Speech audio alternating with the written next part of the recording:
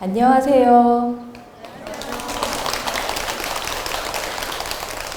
저는 중앙승가대학교 불교학부에서 강사로 활동하고 있는 현수 스님이라고 합니다. 많은 분들이 오셨네요. 비가 오는 중에도 이 조계사 대법당에 참석해 주셔서 감사합니다. 저는 오늘 불교라는 종교가 어떤 종교인지, 그리고 삶에서 종교가 주는 의미에 대해서 이야기를 해보려고 합니다. 잘 한번 들어보세요. 불교에서 말하는 행복에 대해서 이렇게 쭉 8가지에 대해서 설명을 드리려고 하는데요. 일단 제가 불교는 행복이다에 대한 관련된 이야기를 해보려고 합니다. 어느 날 이제 밤에 가로등불 아래에서 술 취한 남자가 무언가를 열심히 찾고 있었어요. 근데 그때 그 근처를 지나던 경찰관이 그에게 물었습니다. 여보세요? 지금 뭘 하고 계세요? 그러니까 술에 취한 듯한 이 남자가 이렇게 말을 하는 거였어요. 제가 자동차 열쇠를 떨어뜨렸는데 지금 자동차 열쇠를 찾고 있어요. 그랬더니 경찰관이 다시 질문을 하는 거예요. 열쇠를 여기에 떨어뜨렸나요? 아니요. 열쇠는 저쪽 골목길에서 잃어버렸어요. 그러자 이상하게 경찰관이 쳐다봤겠죠?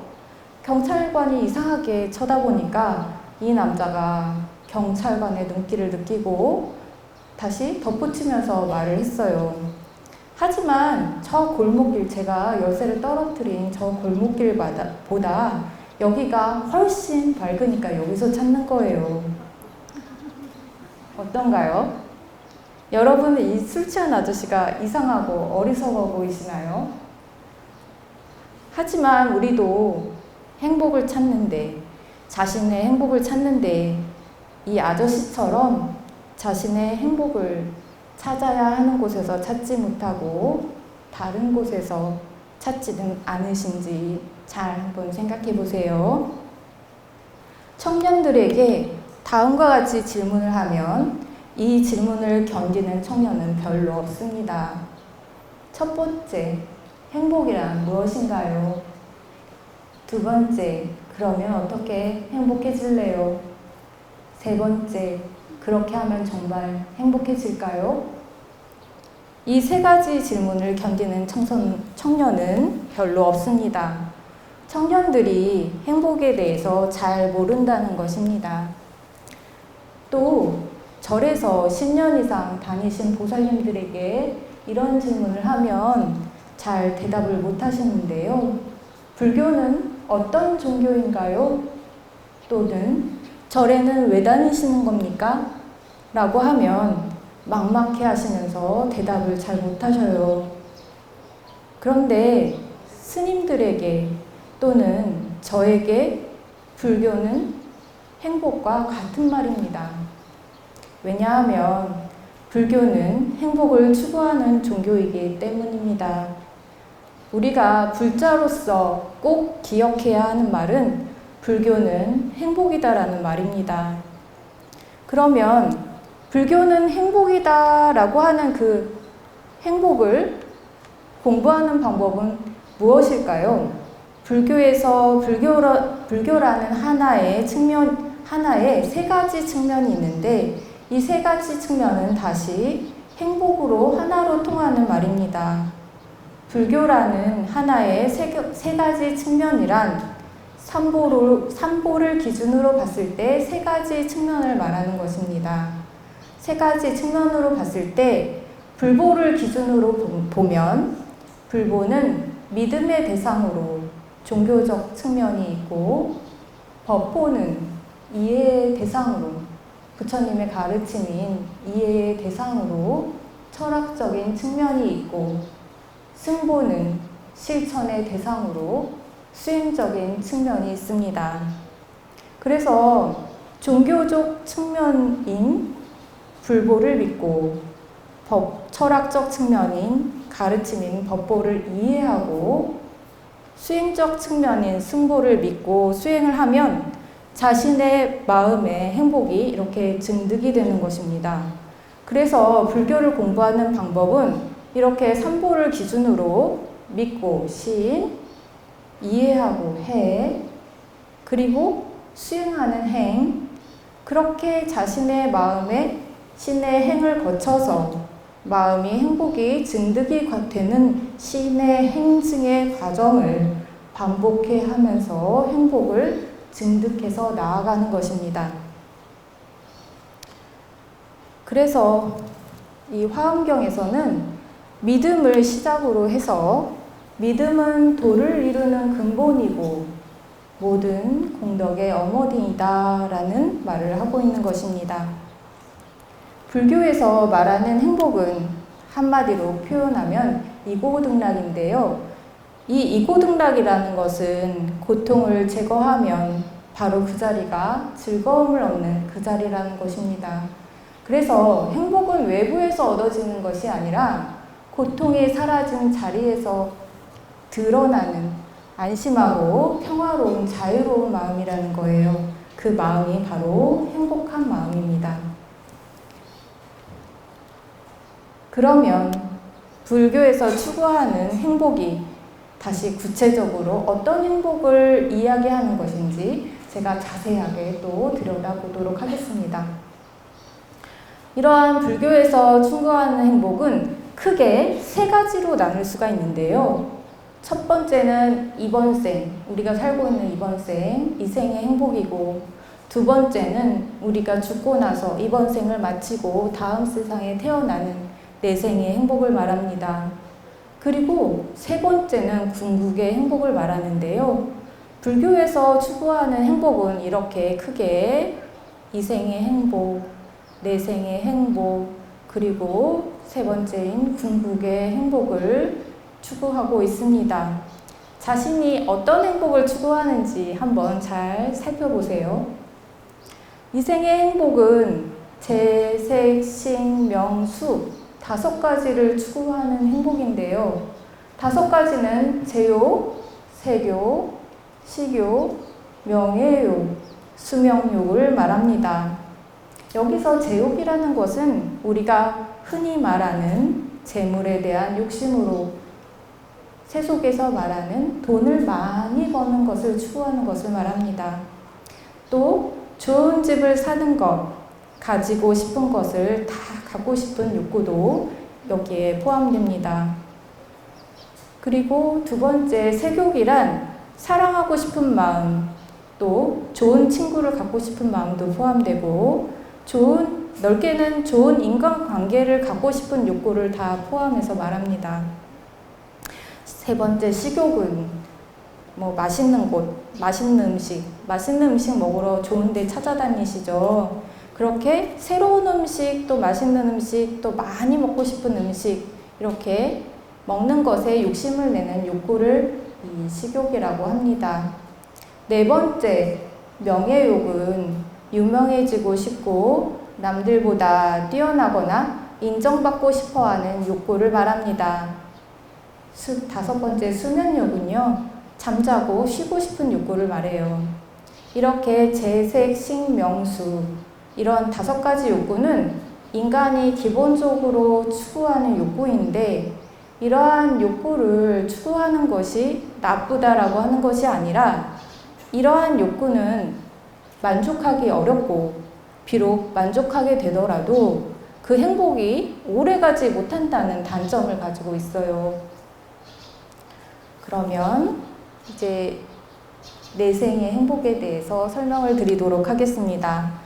두 번째, 불교에서 추구하는 두 번째 내생의 행복은 죽고 난 다음에 태어나는 세계로 이번 생, 다음 생에 누리고자 하는 행복입니다.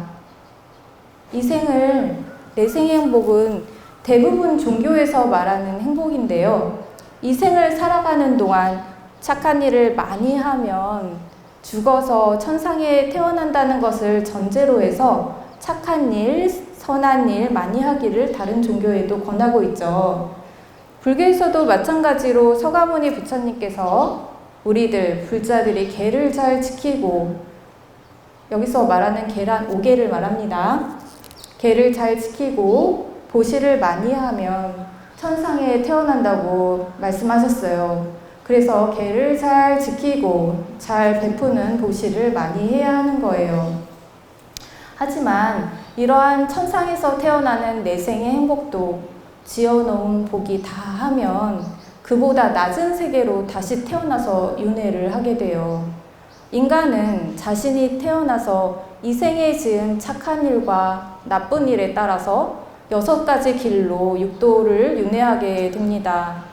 자, 여기서 6가지 길이란 가장 나쁜 곳부터 좋은 곳까지 지옥, 악귀, 축생, 아수라, 인간, 천상 이렇게 6가지 곳에서 이 6가지 길로 오르락 내리락 하면서 돌고 돌면서 태어나게 되는 걸 육도에서 윤회한다고 하는 거예요.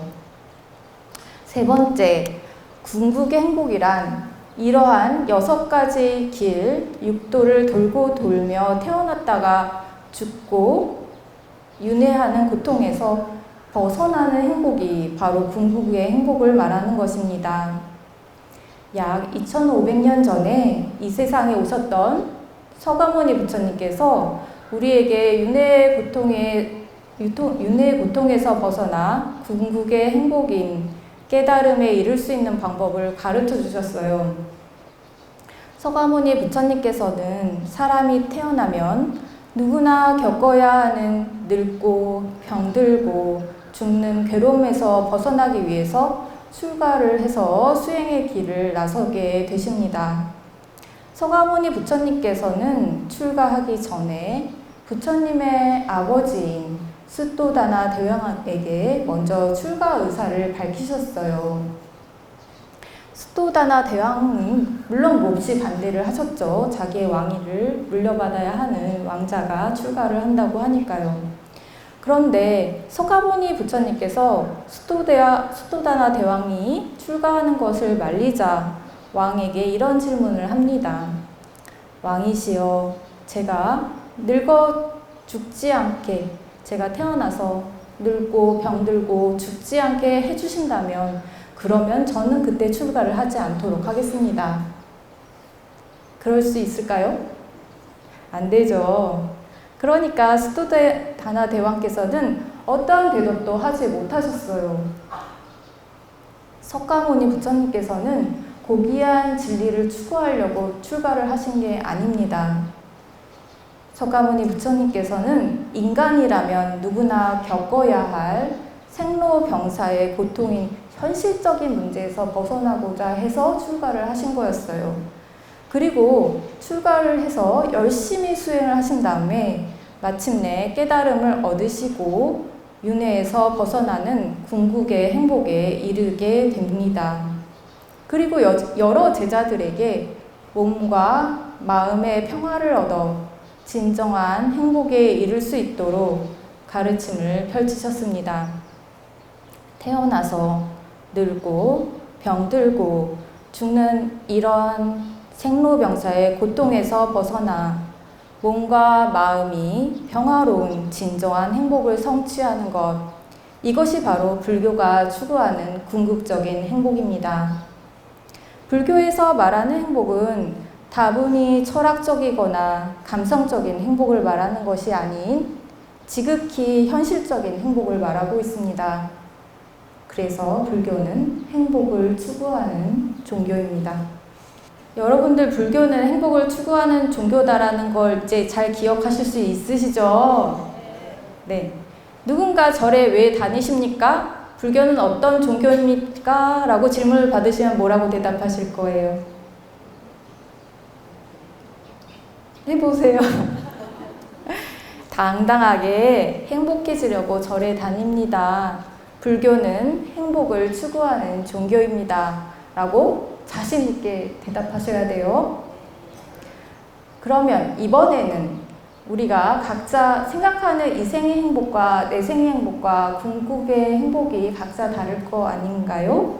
그러면 이러한 이 생의 행복, 내 생의 행복, 궁극의 행복, 그걸 어떻게 해야 성취할 수 있는가?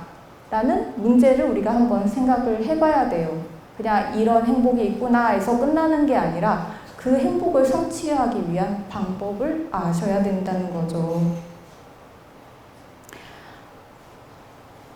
불교에서 가장 오래된 경전인 수타니파타의 큰 행복경에는 세 가지 차원의 이 행복에 대해서 성취하는 방법에 대해 서가모니 부처님께서 자세히 설해주고 계십니다.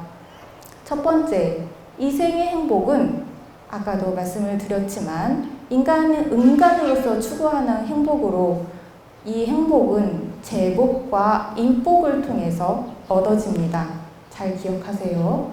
제복과 인복을 통해서 이생의 행복을 제세신명수의 행복을 성취할 수 있는데요. 이 제복과 인복을 어떻게 해야 생기게 할 수 있는가? 제복은 보시를 통해서 보시를 많이 하면 본인에게 제복이 생겨납니다. 그렇다면 인복은 어떻게 해서 생겨날까요? 이 인복이라는 것은 권선을 해야 좋은 인복이 많이 생겨나는데요. 이 법구경 계속 이념담에서는 부처님께서 이 좋은 인간관계에 대해서 복을 쌓으려면 권선을 많이 해야 좋은 인복이 생긴다고 구체적인 이념담과 함께 설명을 해주십니다. 이 권선이라는 것은 무엇인가? 선한 일을 하기를 권하는 것. 다른 사람에게 내가 짓는 게 아니라 선한 일을 하는 거를 다른 사람에게 권하는 거예요. 보시하기를 권하고 기도하기를 권하고 법문 들으러 같이 가자고 청하기도 하고 좋은 일을 하는데 기도도 올리고 동참하라고 권하는 것이 바로 권선입니다. 그런데 왜 굳이 사찰에서 하는 일을 스님이 예를 드는가? 스님이라서 그게 아니라 삼보가 바로 복전이기 때문이에요. 서가모니 부처님 제세시 때부터 경전에서 삼보는 복전이라는 말이 사용되고 있습니다. 이건 서가모니 부처님께서 하신 말씀이 아니고요. 그때 서가모니 제세시의 제가 신도들 사이에서 나왔던 말이에요. 복전이라는 것은 바로 복밭이라는 말인데 삼보에 공양하고 보시하면 다른 곳에서 공양하고 보시하는 것보다 훨씬 더 큰 과보를 받을 수 있기 때문에 복밭이라는 말을 그때부터 사용된 것이었어요. 그만큼 삼보가 가지고 있는 공덕이 크기 때문에 받을 수 있는, 같은 보시를 하더라도 그 보시가 가져오는 과보가 크게 열리기 때문에 복전이라는 말을 쓰게 된 거였어요. 그런데 이러한 인복을 쌓기 위해서 기반이 되는 것은 또 뭐냐? 그 방법에 대해서도 부처님께서 자세히 설명을 해주셨는데요. 보시는 전문적인 기술을 통해서 보시할 수 있는 제복이 쌓이고, 권선은 자비로운 태도를 갖추면 이게 권선할 때 효과적이기 때문에 권선하기 위한 기본적인 기반이 된다고 말씀을 하셨어요. 이 자비로운 태도는 좋은 인간관계를 형성하는 데 절대적인 영향을 미치기 때문입니다. 다음은 내생의 행복을 성취하는 방법에 대해서 말씀을 드리도록 하겠습니다. 내생의 행복은, 즉 천상에 태어나는 행복은 삼귀와 오계를 통해서 얻어집니다. 선한 마음을 바탕으로 몸으로는 죽을 목숨을 살려주고 도와주고 부지런히 일하고 바른 행동을 하는 것, 그리고 입으로는 바른 말과 진실한 말, 화합하는 말, 부드러운 말을 하고 뜻으로는 베풀어주고 자비로 대하고 지혜롭게 행하는 이 오계를 통해서 인간은 천상에 태어날 수 있습니다.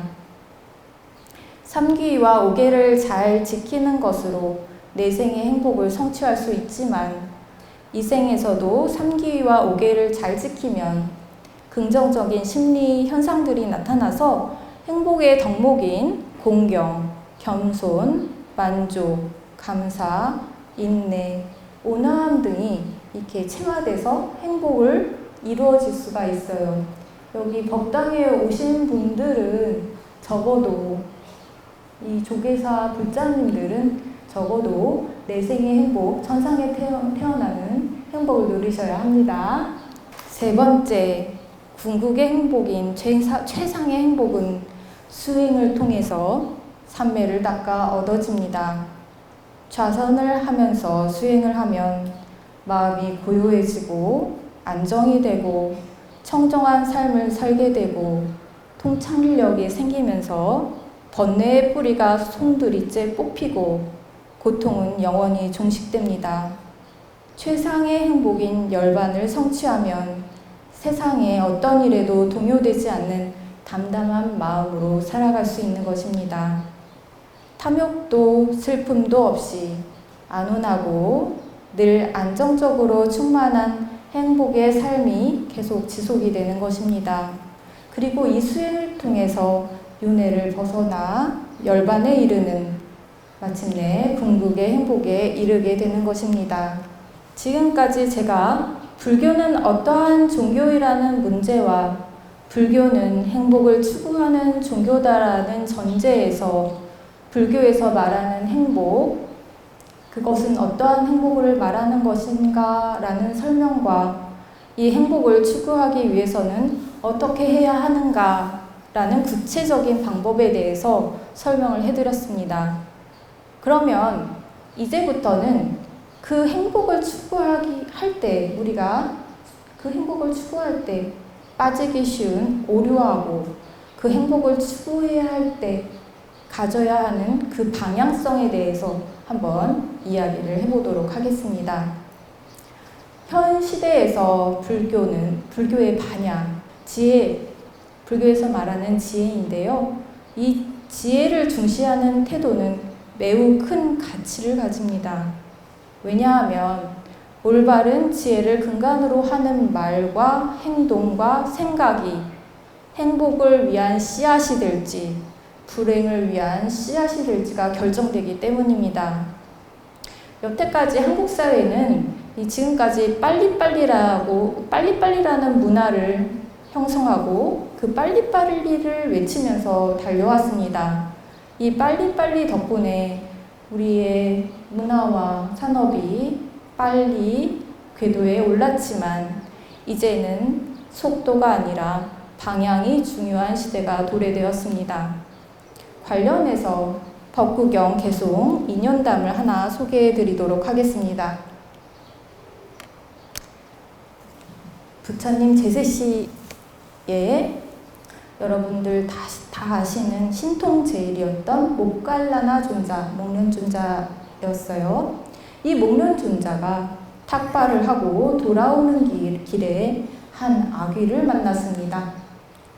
배는 남산만하고 목은 이 바늘구멍만한 이 형상을 가진 아귀가 이 수많은 망치들을 쉴 새 없이 공중에서 이 떠있는 망치들이 이 아귀를 쫓아다니면서 머리를 내리치는, 그래서 고통을 받는 아귀를 만났습니다. 그런데 이 목갈라나 존자는 이 아귀를 보고 궁금해져서 서가모니 부처님을 찾아가서 질문을 드렸습니다. 그러니까 부처님께서 그 아귀가 받는 고통인 이 아귀의 전생에 대한 이념담을 말씀해 주시기 시작하셨습니다. 옛날에 절름발이 사냥꾼이 하나 있었는데요. 그는 새총 기술이 되게 뛰어났었어요. 그래서 그 앉은 자리에서 새총을 이렇게 탁 쏘면 높은 나뭇잎에 코끼리 무늬를 이렇게 새총으로 새길 수가 있었어요. 그 정도로 이 새총 기술이 굉장히 뛰어난 사냥꾼이 있었습니다. 근데 그 절름발이 사냥꾼이 우연히 그 나라의 왕과 인연이 돼서 친분이 생겼어요. 근데 왕에게는 고민이 하나 있었는데요. 왕의 스승이 되게 잔소리가 많으셨어요. 그래서 끊임없이 왕에게 잔소리를 장시간 하시는 거예요. 한 번 하면 알아듣겠는데 했던 말 또 하고 또 하고 너무 잔소리가 길게 심하게 되니까 이 왕이 스트레스를 받기 시작했어요. 그래서 왕은 어느 날 이 사냥꾼에게 제사장이 잔소리가 시작이 되면 염소똥을 갖고 있다가 제사장 입에다가 모두 다 쏴달라고 부탁을 했어요. 그래서 약속이 된 날에 이제 법회 같은 자리에 이 제사가 있었는데 제사장이 또 왕에게 잔소리를 막 하기 시작을 한 거예요. 그때 왕은 사냥꾼에게 딱 눈에 신호를 보냈죠. 그랬더니 사냥꾼이 가지고 있던 염소똥을 단 한 발의 실수도 없이 전부 다 제사장의 입속으로 새총으로 넣었어요. 그런데 제사장은 자신의 잔소리에 너무 열중한 나머지 입에 똥이 들어간 줄도 모르고 계속 잔소리를 계속했어요. 이 모습을 본 왕이 너무 기가 막혀서 말을 했죠. 스승님이시여, 당신은 잔소리에 너무 몰두해서 당신 입에 똥이 들어가는 것도 모르고 있습니다. 그러니까 제사장이 깜짝 놀라면서 자신의 부끄러움을 알고 그때부터 잔소리를 덜하게 되었대요. 그러니까 왕이 너무 크게 기뻐해서 절름발이 사냥꾼에게 큰 포상을 내리고 이 사건이 되게 유명해졌어요. 근데 거기서 끝났으면 좋았는데 이 사냥꾼의 출세 소식을 들은 한 사람이 새총 기술을 배우기로 결심을 하고 자신의 가진 재산과 정성을 들여서 사냥꾼에게 가서 새총 기술을 가르쳐 달라고 하고 전부 다 배워내기 시작했습니다. 근데 그 사람은 이제 새총 기술을 더 이상 배울 것이 없게 되니까 자신도 이제 그 사냥꾼처럼 사회에 나가서 실력을 뽐낸 다음에 출세를 하기로 마음을 먹었어요. 그러니까 그 절름발이 사냥꾼이 이 사내에게 뭐라고 하냐면 되게 단단하게 주의를 줬어요. 이 새총으로 살인이나 살생은 하지 마시오. 부모나 처자식이 없고 맞추어도 벌금이 없는 것을 맞추는 정도로 끝내야 할 것이오. 하고 단단히 주의를 줬어요. 그런데 그 사내는 지금 자신의 모든 걸 걸고 이 새총 기술을 배웠잖아요. 그러니까 빨리 실력을 뽐내고 싶었어요.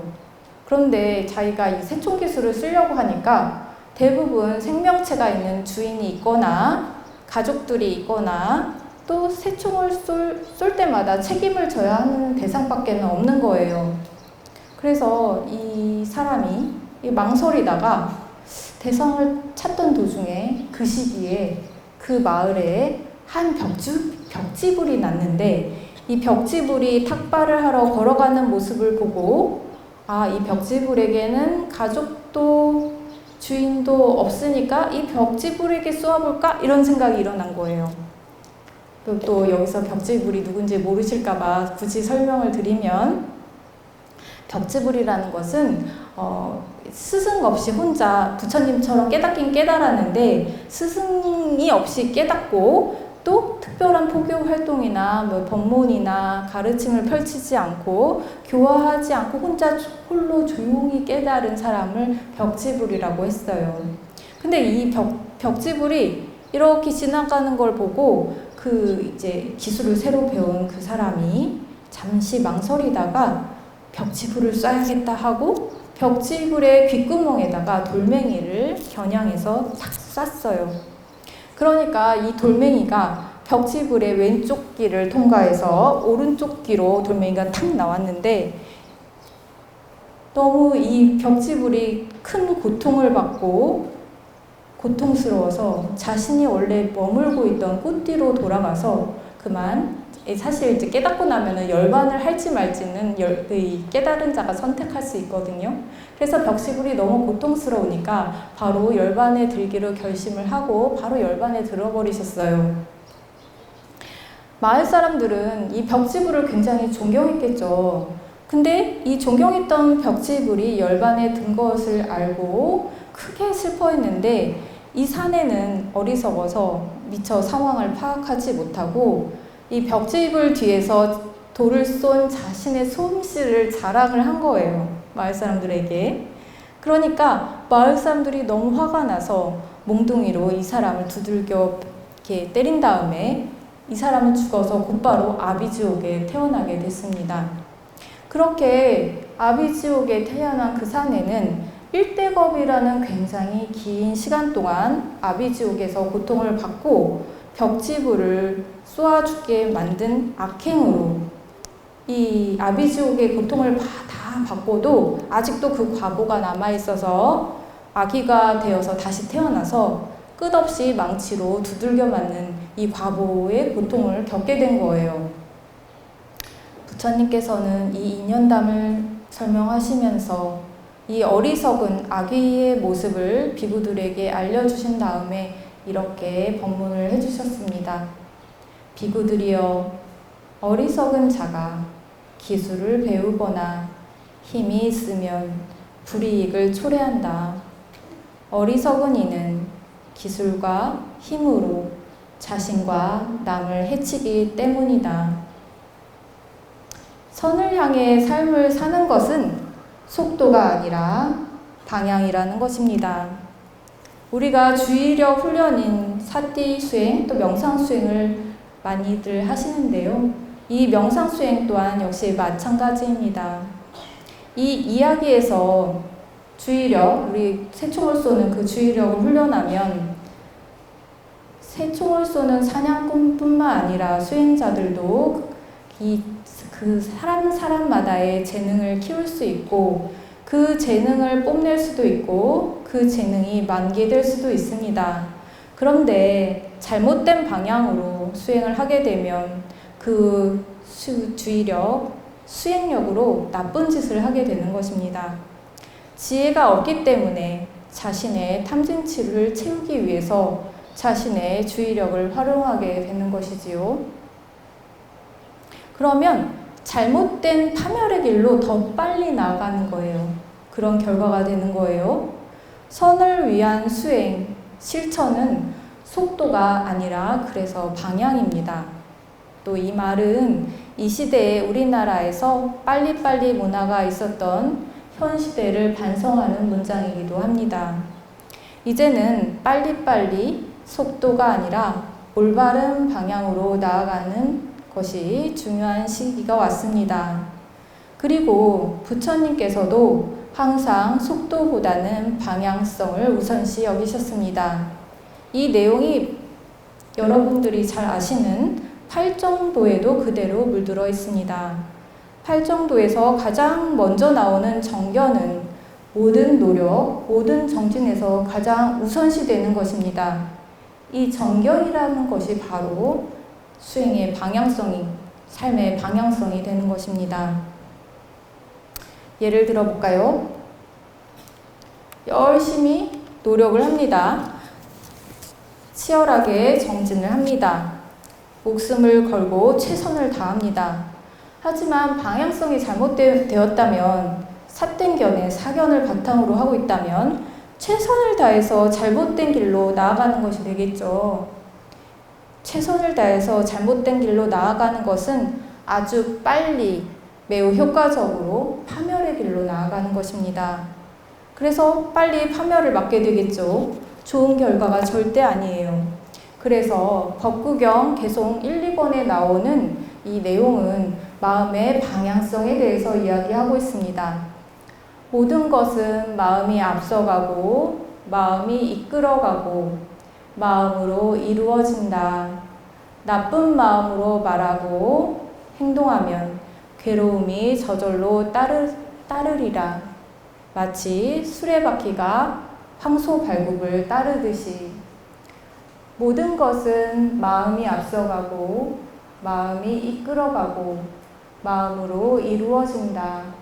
깨끗한 마음으로 말하고 행동하면 행복이 저절로 따르리라. 마치 그림자가 몸을 따르듯이. 이것이 바로 법구경 개송 1번, 2번에 나오는 내용입니다. 왜 1번, 2번에 나오는지 아시겠죠? 절에서 봉사를 하는 경우도 마찬가지입니다. 어떤 마음으로 절에 오는가? 또 어떤 마음으로 기도하고 봉사를 하는가? 한번 잘 생각해 보셔야 합니다. 부처님께서는 속도가 아니라 방향이라고 말씀하시는 이유는 우리가 아무리 지식과 기술을 갈고 닦는다 하더라도 방향이 잘못되어 있으면 사회에 더 큰 해악이 되기 때문입니다. 이런 경우는 역사를 통해서 우리가 정말 많이 보게 되죠. 어리석은 자, 그리고 나쁜 사람이 힘을 얻을 때, 지식을 얻을 때, 기술을 얻을 때 사회에서 얼마나 큰 해악을 미치는지 수없는 전쟁과 그리고 수없는 사건들이 인류 역사를 통해서 증명하고 있습니다. 그래서 항상 지혜가 우선해야 하는 것입니다. 이 세상에, 현 시대에 지식이 있고 기술이 있는 이는 정말 많아졌습니다. 말할 권리, 사회에서 활발하게 활동한 권리도 예전에 비해서 정말 커졌습니다. 대한불교 조계 중에서 이 소위경전인 우리의 금강경, 이 금강경은 다들 아시겠지만 전 세계를 관통한다고 할 수 있는 교과서입니다. 어떤 교과서이냐? 이 금강경은 불안의 시대, 이 안심을 알려주는 안심법문이고요. 그리고 모든 기술과 지식을 앞서는 방향성, 즉 무주상의 지혜를 말씀하시는 경전이기 때문에 이 전 세계를 관통하는 교과서적인 경전이라고 할 수 있습니다. 그 어떤 행위라도 반야의 눈으로 바라보는 것이 금강경의 전제이기 때문입니다. 이러한 금강경에서는 분명히 반야를 중요시합니다. 속도가 아니라 방향이다. 그렇기 때문에 보시를 행하더라도 무주상이 앞에 붙는 것입니다. 그 어떤 행위라도 반야의 눈으로 바라보는 것이 바로 금강경의 전제입니다. 반야라는 지혜는 새로운 지혜를 배우는 것이 아니라 단지 우리의 정신을 똑바로 차려서 자신이 사로잡혀 있는 집착이라는 번뇌에서 벗어나면 자신이 가지고 있는 기술과 지혜가 곧바로 지혜로 승화되는 것입니다. 자신이 가지고 있는 상에서 벗어나 무주상의 마음으로 지혜를 실천하는 것, 이 연습을 꼭 해보셔야 합니다. 삶을 살면서 열심히 노력하는 것은 중요합니다. 이것은 모든 수행과 성취의 기본기입니다. 그런데 이 방향성이 올바르지 않다면 이 노력은 그저 그냥 파멸을 앞당길 뿐입니다. 금강경에서 이 핵심 주제 무주상보시, 무주상보시가 핵심어인데요. 이 무주상이라는 전제는 삶에서 선을 추구하며 실천하려는 보살에게 올바른 방향성을 제시합니다.